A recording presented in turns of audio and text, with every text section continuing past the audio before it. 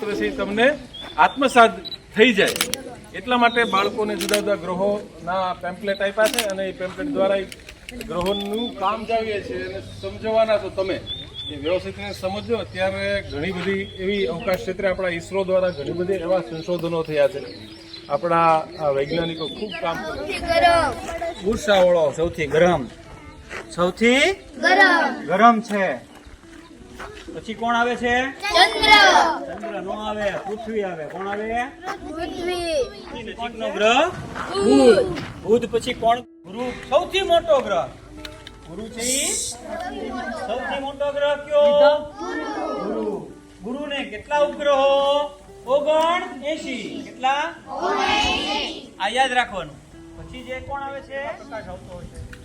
પછી પૃથ્વીનો ઉપગ્રહ કોણ? ચંદ્ર. ચંદ્ર પછી કયો ગ્રહ છે? મંગળ છે. લાલ મંગળની માટી કેવી છે? સુંદર લાગે છે એટલે એને આપણે પાઘડીયો ગ્રહ પણ કહી શકીએ છીએ ને. પછી યુરેનસ, નેપચ્યુન ને પ્લુટોને કાઢી નાખ્યો. તો આ આપણું શું થયું? સૌર મંડળ છે.